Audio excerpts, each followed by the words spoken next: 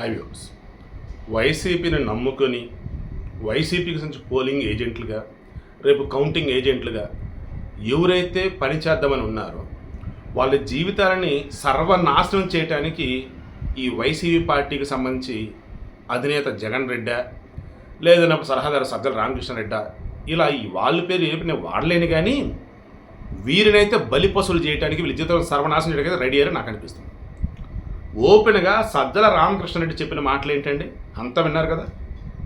నిన్న ఈరోజు ఆ వీడియో మొత్తం వైరల్ ఏంటి, వాసవి ఆన్లైన్ సర్వీసెస్ మా వద్ద పాస్పోర్ట్ వీసా సర్వీసెస్ కలవు. వీసాలో 99% అప్రూవల్ సక్సెస్ రేట్ ఉంది. Please contact 8019482544. రూల్స్ ఫాలో అయ్యే వాళ్ళు ఇదిగో ఇలాగే ఉండాలి, ఎన్నికల కమిషన్ ఎలా చెప్తే అలాగే ఫాలో అవ్వాలి అని ఎవరైతే అనుకుంటారో మీరు కౌంటింగ్ ఏజెంట్లుగా పనికిరారు, ఆడికి వెళ్ళవద్దు. రూల్స్ మనకొద్దు, అక్కడ ఏమాత్రం మనకు అనుకూలంగా లేదురంటే ఏదైనా సరే చెయ్యాలి, ఇంకా అలా ఉన్నోళ్ళే వెళ్ళండి అన్నాడు. ఏంటంటే దాని అర్థం, కొన్ని పదాలు వాడకూడదు, బట్ ఇక్కడ వాడుతున్నా వద్దులే, మళ్ళీ మన ఫ్రోషన్ దిగజారద్దు. కానీ క్లియర్గా మొన్న పోలింగ్ రోజే పోలీసులు క్లియర్గా చెప్పారు ఏమని, ఏమాత్రం రూల్స్ వైలేట్ చేస్తే తంతాం, గొడ్డలు లోడ తీసి కొడతామని అనలేదు, కానీ ఆల్మోస్ట్ ఆ పని అయితే జరిగింది. ఇప్పుడు మొన్న పోలింగ్ రోజు జరిగినటువంటి గొడవలలో ఎంతమంది వైసీపీలతో కేసులు నమోదైనాయండి? రేపు కొత్త ప్రభుత్వం వస్తే వాళ్ళ జీవితాలు ఏంటండి అసలు? ఈరోజు మరల జగన్ రెడ్డి హ్యాపీగా లండన్లో ఉంటాడు, రేపు ఎల్లుండి రాబోతున్నాడు. ఇక్కడ ఉన్న వాళ్ళు ఏమో సైలెంట్గా ఉంటారు, ఇంకెవరైనా వాళ్ళిద్దరు వచ్చి మాట్లాడతారు, ఇదిగో సజ్జలాగా రెచ్చగొడతా ఉంటారు. ఏమంటున్నాడు వచ్చినా, మీరు 600 కావచ్చు గాక, ఏది ఎట్లా ఉన్నా సరే కావచ్చు గాక, వెనకడికి వెయ్యొద్దు, గట్టిగా మాట్లాడండి. రిటర్నింగ్ అధికారి మీ మాటలు వినకపోయినా మీరుగా తగ్గొద్దు అంటాడు. ఏంది అసలు ఇది? పద్ధతిగా ఆడ ఉండండి రబ్బాయి, రూల్స్ ఫాలో అవ్వండి రబ్బాయి, మిగతా వాళ్ళు కానీ గొడవలు కనుక చేద్దామని చూస్తే ఎన్నికల కమిషన్ చెప్పండి రబ్బాయి, ఇది పద్ధతి. లేదు అంటే ఇక వాళ్ళు హడావుడు చేస్తే అప్పుడు వాళ్ళు మీరు అడ్డుకోండి, మీరు అక్కడ వెనక తగ్గదంటే అది వేరు. అసలు రూల్స్ ఫాలో అవ్వద్దు, రూల్స్ ఫాలో అవ్వాలి, ఆడికి వెళ్ళొద్దు, ఏంది అసలు ఇది? క్లియర్గా ఎన్నికల కమిషన్ చెప్పింది. మొన్న పోలింగ్ రోజు ఆల్రెడీ ఎవరైతే అవాంఛనీయ సంఘటనలకు పాల్పడి ఉన్నారో వాళ్ళ మీద కేసులు ఫైల్ అయిన శిక్షలో కఠినంగా ఉంటాయి అన్నారు. కౌంటింగ్ డేకి సంబంధించి కూడా క్లియర్గా చెప్తున్నారు. ఆ రోజు 4 గంటలకల్లా కౌంటింగ్ సిబ్బంది ఎవరైతే ఉన్నారో ఆడకు వస్తారు, 5ంటికి వారికి కేటాయించిన ప్లేసెస్లో వాళ్ళు ఉంటారు, 6ంటికి కౌంటింగ్ స్టార్ట్ అయింది అన్నట్టుగా చెప్పారు. అండ్ ఎక్కడైతే ఈ స్ట్రాంగ్ రూమ్లు ఉన్నాయో, ఈవీఎంలు ఏమైనా భద్రపరిచిన రూమ్లు ఉన్నాయో వాటిని ఓపెన్ చేయటం కూడా ఈ కౌంటింగ్ ఏజెంట్లు, ఆయా పార్టీల నుంచి కంటెస్ట్ చేసిన వాళ్ళు వీళ్ళందరి సమక్షంలోనే రిటర్నింగ్ అధికారి కావచ్చు, పోలింగ్ అధికారి కావచ్చు, జిల్లా కలెక్టర్ ఎవరైతే ఉన్నారో వాళ్ళ పర్యవేక్షణలో, ఎందుకంటే దానికి 2 తాళాలు ఉంటాయి. క్లియర్గా వాళ్ళిద్దరూ అన్నప్పుడే ఓపెన్ చేయడం పాసిబుల్ అయింది. ఓపెన్ చేసిన తర్వాత ఫస్ట్ వచ్చేసి పోస్టల్ బ్యాలెట్. ఈ పోస్టల్ బ్యాలెట్ కూడా ఒక్కొక్క కట్టలో 25 ఉంటాయి. ఒక్కొక్క కట్టకి 20 ఆర్ 25 25 20 ఒక్కొక్క కట్టలో వచ్చేసి 25 ఉంటాయి అన్నమాట పోస్టల్ బ్యాలెట్ ఓట్లు. అలా ఒక్కొక్క టేబుల్కి ఒక్కొక్క రౌండ్కి 20 కట్టలు వెళ్తాయి. అంటే 25 రోజులు 500 కౌంట్ చేస్తారు. వీలైన తర్వాత ఒక్కొక్క నియోజకవర్గానికి సంబంధించి 14 టేబుల్లు. ఈ 14 టేబుల్ మీద వచ్చేసి ఈవీఎంలు వెళ్ళిన తర్వాత ఇందులో మరల 1 నుంచి 14 పోలింగ్ స్టేషన్స్ ఏవంటే ఒక నియోజకవర్గంలో నెంబరింగ్ ఇస్తారు కదా, 1 number polling booth, 2 number polling booth అని ఇలా. సో 1 to 14 పోలింగ్ బూత్లు ఏమని అవి ఈవీఎంలు అయిపోయినాయా. నెక్స్ట్ 15 నుంచి 28 ఏవి అలా. సో ఇలా చూసుకుంటున్నప్పుడు ఆంధ్రప్రదేశ్ వ్యాప్తంగా 111 నియోజకవర్గాలకు సంబంధించి మధ్యాహ్నం 2 గంటలకల్లా కౌంటింగ్ అయిపోతుంది అన్నారు. అంటే అప్పుడు రిజల్ట్ వచ్చేసింది. ఎందుకు? అవి 20 రౌండ్ల లోపే ఉన్నాయి. తర్వాత 21 నుంచి 24 వరకు రౌండ్లో ఉన్నటువంటి నియోజకవర్గాలు వచ్చేసి 111 61 ఉన్నాయి. తర్వాత ఈ 61 నియోజకవర్గ సాయంత్రం 4 రిజల్ట్ వచ్చింది. నెక్స్ట్ 6 రిజల్ట్ వచ్చే నియోజకవర్గాలు 3 ఉన్నాయి. వీటికి సంబంధించి 25 పైగా ఉన్నాయి అన్నమాట. అన్ని రౌండ్లు లెక్కించాల్సి ఉంటుంది. సో ఎన్నికలకు చాలా పకడ్బందీగా ఉన్నారు.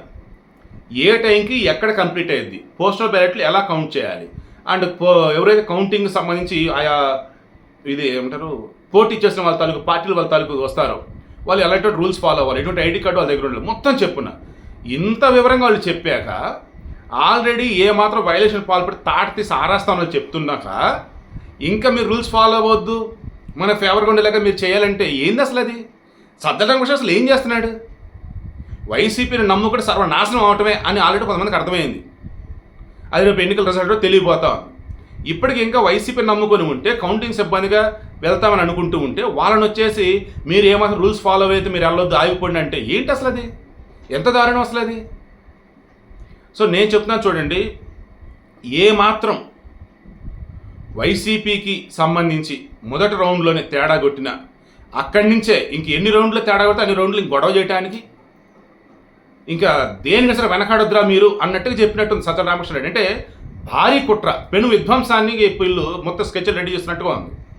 సో దయచేసి గుర్తుంచుకోండి, మీకు మీ ఫ్యామిలీస్ ఉంటాయి, మీ లైఫ్ ఇంపార్టెంట్. మీరు కనుక ఇటువంటి గొడవల్లో కనుక ఉండి మీ మీద కేసులు ఫైల్ అయ్యి జైలుకి కనుక వెళ్తే ఆ తర్వాత మీ ఇంట్లో ఉన్న పిల్లలు కావచ్చు రిమైనింగ్ కూడా చాలా ఇబ్బంది పడతారు. మిగతా కేసులు వేరు, ఈ ఎన్నికలకు సంబంధించి ఉండే కేసులు వేరు. సజ్జల రామకృష్ణారెడ్డి చెప్పినట్టుగా మీరు ఏ మాత్రం అవకతవకలు పాల్పడ్డా గొడవ కనుక దిగినా అతిపెద్ద సమస్యలు కొన్నోళ్ళు అవుతారు. ఎక్కడ కూడా వైసీపీ గెలిచిద్దని ఏ సర్వేలు కానీ మీతో ఎవరు చెప్పట్లా. కేవలం వీళ్ళు డబ్బా కొట్టుకుంటూ ఉన్నారు తప్ప వేరేది కాదు. అంతా కూడా ఎన్డీఏ కూటమి రాబోతుందని చెప్తున్నారు. సో కొత్త గవర్నమెంట్ వచ్చాక మీరు కనుక ఇప్పుడు ఏదైనా కేసులు కనుక ఇరుక్కున్నారంటే చుక్కలు కనపడతాయి మీకు. అవసరమా చెప్పండి. పద్ధతిగా ఉందాము అనుకుంటే కౌంటింగ్ వెళ్ళండి. మీరు వీళ్ళు చెప్పినట్టుగా అరాచకాలు చేద్దాం గొడవలు చేద్దాం అనుకుంటే మీరు వద్దు. ఎందుకంటే ఆల్రెడీ అక్కడ అసిస్టెంట్ రిటర్నింగ్ ఆఫీసర్ ఉంటారు, మైక్రో అబ్జర్వర్ ఉంటారు, తర్వాత కౌంటింగ్ సంబంధించిన సూపర్వైజర్ ఉంటారు, అండ్ ఇద్దరు అసిస్టెంట్లు ఉంటారు అక్కడ కౌంటింగ్ సంబంధించి. సో అంతా పర్ఫెక్ట్గా పకడ్బందీగా ఉండే చోట అండ్ ఎప్పుడు అక్కడ కౌంటింగ్ సిబ్బంది ఎవరైతే ఉంటారో, ఫర్ ఎగ్జాంపుల్ ఇండిపెండెంట్ క్యాండిడేట్ అండి, ఒకతను టీడీపీ అండి, ఒకతను వచ్చేసి వైసీపీ అండి, బీజేపీ వాళ్ళు వచ్చి ఇది కదా, సరే సిపిఐ వాళ్ళు కాంగ్రెస్ వాళ్ళు అనుకుందాం. ఒక్కొక్క పార్టీకి కౌంటింగ్ సిబ్బంది ఎంత ఉండాలి అండ్ వారి దగ్గర ఏమేమి ప్రూఫ్లు ఉండాలి, ఏ ఐడి ఉండాలి అండ్ వాళ్ళు అక్కడ ఎలా ఉండాలి అన్నీ చెప్పున్నారు. ఎన్నికల సిబ్బంది ఏవైతే చెప్పారో, ఎన్నికల కమిషన్ వాళ్ళు ఏవైతే చెప్పారో అది కదా మీరు చెప్పాలి. అలా కాకుండా వీళ్ళు కానీ దిక్కుమాలిన విధంగా ఇచ్చిన హామీలు అమలుపరచకపోగా 99% హామీలు అమలుపరచని చెప్పేసి ఎన్నికల ప్రచారానికి వెళ్ళే అలా దీనిని హడావుడి చేసి వైరల్ చేశారు ఈ వైసీపీ వాళ్ళు. జాబ్ క్యాలెండర్ ఎక్కడ, మెగా డిఎస్సీ ఎక్కడ, పోలవరం ఏది, రాజధాని ఏది, రోడ్లు ఏంటి, ఇవన్నీ అడిగితే సమాధానం ఉండవు. అదేంటే 99% హామీలు అమలుపరచం. ఇప్పుడు ఇక్కడ కూడా అదే చేస్తున్నారు వీళ్ళు. ఏ కాడికి ఏ మాత్రం వైసీపీ నమ్ముకొని ఉన్నా వాళ్ళు పిచ్చోళ్ళని చేయాలి, వాళ్ళ జీవితాలు సర్వనాశనం చేయాలి. అదేమంటే వీళ్ళకి అరకొర ఏ ఒక ఇంకెందుకులే బహుమానాలన్నలో తాయిలలో ఇంకా ఏ ఒకటి చూసుకోండిలే. కానీ ఈ వీడియో యొక్క మెయిన్ ఇంటెన్షన్ అయితే మరలా చెప్తున్నా, దయచేసి మీరు కౌంటింగ్ రోజు గొడవకు పాల్పడిన ఆలోచన దయచేసి బ్రెయిన్లో పెట్టుకోవద్దు. అలా ఎవరైనా ఉన్నారు అంటే ఎన్నికల కమిషన్కి మీరు కంప్లైంట్ చేసి మీరు సైడ్ జరిగిపోండి, మీరు ఏ పార్టీ వాళ్ళని. ఇక వైసీపీ వాళ్ళకి నేను రిక్వెస్ట్ చేస్తూ ఉన్నా, ఆల్రెడీ పోలింగ్ రోజు అరాచకాలు చేశారు, కౌంటింగ్ రోజున పద్ధతిగా ఉండండి. వైసీపీ గెలిచే అవకాశం లేదు, గెలిచేది ఎన్డీఏ కూటమి అందరూ చెప్తున్నారు, పెరిగిన పోలింగ్ పర్సెంట్ అదే చెప్తున్నారు. ఇటువంటి మూమెంట్లో మీరు ఏమాత్రం గొడవ దిగారో, సజ్జల రామకృష్ణ చెప్పినట్టు రూల్స్ మాకు పనికిరావు, మాకు ఇవన్నీ పనిచేయమని మీరు అనుకొని ఆ రకంగా మీరు ఏమాత్రం అడుగేసినా కేసులు మీ మీద ఫైల్ అయ్యే వాటికి సంబంధించి జీవితాంతం మూల్యం చెల్లించుకోవాల్సి ఉంటుంది. సో దయచేసి జాగ్రత్త.